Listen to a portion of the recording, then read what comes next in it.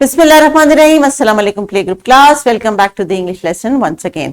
आज क्या करने लगे हैं जी हम बच्चों, आज हम करने लगे हैं एक और सेट ऑफ राइमिंग वर्ड्स। अब तो आपको पता चल गया होगा बहुत अच्छे तरीके से कि राइमिंग वर्ड्स क्या होते हैं। आप बताएंगे मुझे कि आपको क्या याद है कि राइमिंग वर्ड्स कौन से हैं, और अभी तक हमने जितने राइमिंग वर्ड्स पिछले लेसन्स में किए हैं, जिसको याद है टीचर, तो आप उनसे जल्दी से कहें कि वो आपको उसका रिस्पॉन्स दे दें। तो टीचर्स, आज के जो हमारा एक्सपेक्टेड लर्निंग आउटकम है, it says recognise and differentiate between different sounds in the environment and phonemic awareness. तो फोनेमिक अवेयरनेस तभी आती है जब बच्चे आवाजों को क्लियरली सुनते हैं, ना तो सिर्फ सुनते हैं बल्कि उनको अंडरस्टैंड करने की भी कोशिश करते हैं। याद रखिए, हियरिंग एक अल्लाह ताला की दी हुई एबिलिटी है, लेकिन हियरिंग को लिसनिंग में कन्वर्ट करता है एक टीचर। हियरिंग का मतलब ये है कि बाय डिफॉल्ट आपके ऑर्गन जो है वो काम कर रहा है, और आपके आसपास के एनवायरनमेंट में जितनी भी आवाजें आ रही हैं रैंडमली, जैसे पंखा चलने की आवाज, जैसे बाहर से गाड़ी गुजरने की आवाज, जैसे घंटी की आवाज, जिसको आपका माइंड प्रोसेस नहीं कर रहा लेकिन आपके कान उसको रिसीव तो कर रहे हैं, तो ये हियरिंग की आपकी एबिलिटी है। लेकिन इसको लिसनिंग में कन्वर्ट करना ये एक स्किल है, और ये स्किल टीचर्स डेवलप करते हैं। तो जब टीचर्स कहते हैं कैन यू हियर मी, का मतलब है आपको मेरी आवाज आ रही है।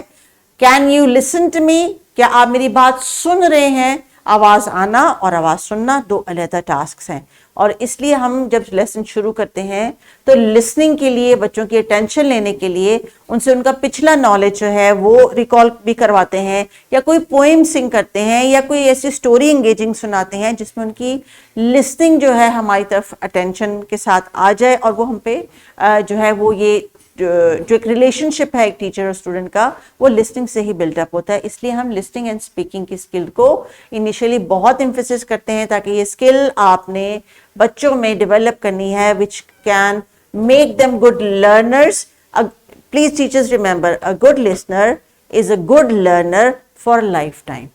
तो जो जितना अच्छे तरीके से बात को सुनता है उतना अच्छा समझता है, और जो चीज समझ आ जाए फिर उसको करने में उसका जो एक्शन है वो उसको रिफ्लेक्ट करता है, और यहीं से ही बिहेवियर चेंजेस आते हैं और नजर आते हैं। सो बच्चों, आज हम जो करने लगे हैं rhyming words. What are rhyming words? Who remembers it? Rhyming words are the words that end with the same sound, that end with the same sound, जैसे cat, mat, bat, fat, rat, yes. जैसे tin, fin, bin, pin, yes. Now आज हम कौन से ending sound words की बात करने लगे हैं? हम बात करने लगे हैं उस एंडिंग साउंड की जो इन वर्ड्स के एंड में आती है। So can you read with me through this pictures? What am I doing here? What action is this? Clap. What action is this? Clap. Clap, जरा क्लैप करें सारे बच्चे। Good, clap. Then what is this?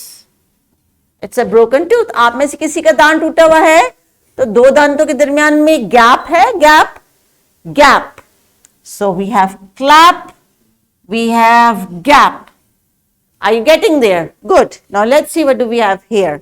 We have a gift जो कि बहुत प्यारा सा rap हो चुका है।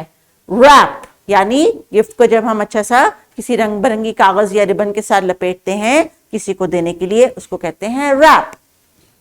And this is a small piece of map. जब हमने ट्रैवल करना होता है तो एक पेपर के ऊपर कुछ डायरेक्शंस बनी होती हैं कि लेफ्ट जाएं, राइट जाएं, आगे माउंटेन आएगी, आगे लेक आएगी, आगे सिटी आएगा, उसको कहते हैं map. Now let's get back over again and listen to me about the ending sound. Clap, gap, rap, map, app, app, app. Now इस ऐप की साउंड के साथ अगर आप शुरू की कोई और आवाज लगाते हैं, can you think of any new words? May be cap, may be tap. Good. So teachers, let them think, let them process.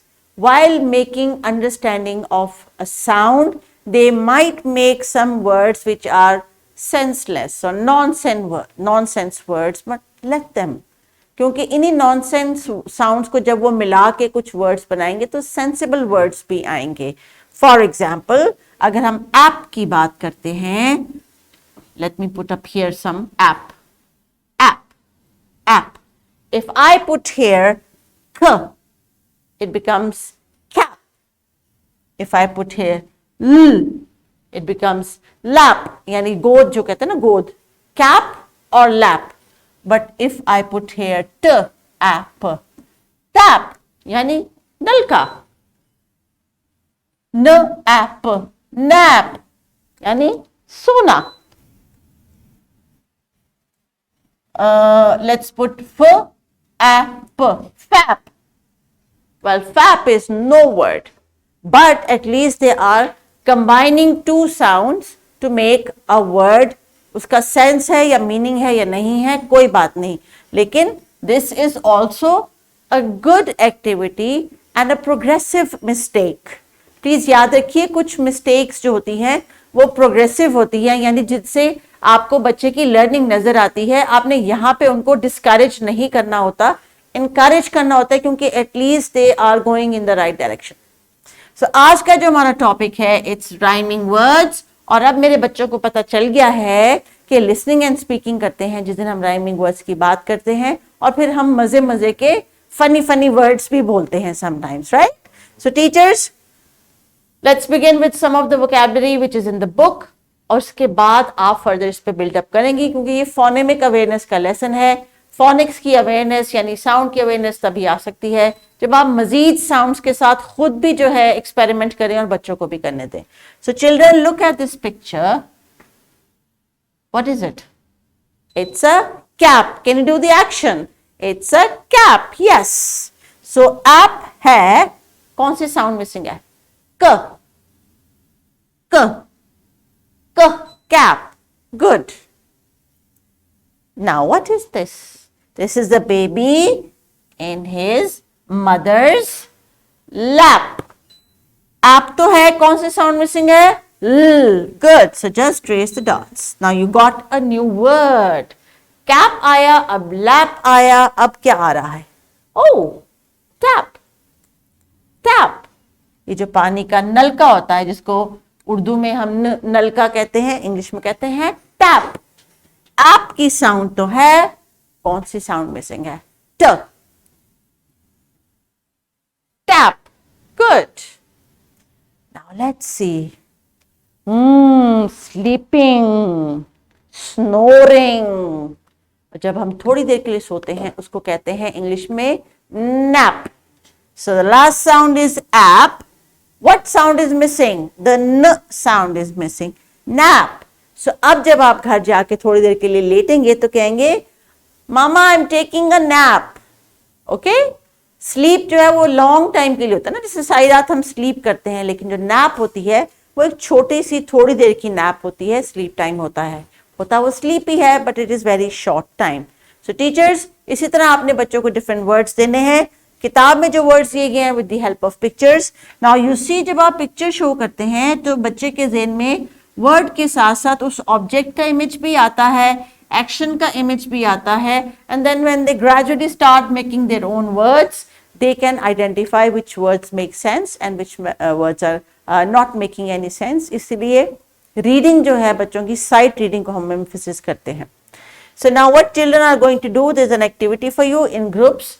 बच्चे, जब आप किताब का पेज कर लेंगे तो टीचर आपको ये एक्टिविटी देंगे जिसमें आपने कुछ राइमिंग वर्ड्स की पिक्चर्स ढूंढनी है, उनको मैच करना है, न्यूज़पेपर से कट करना है, पोस्टर पे पेंट करना है और उसको वहां पे पेस्ट करना है. सो टीचर्स, अभी आप इस एक्टिविटी को कंटिन्यू करेंगी. राइमिंग वर्ड्स में फोनेमिक अवेयरनेस का हमारा टास्क था.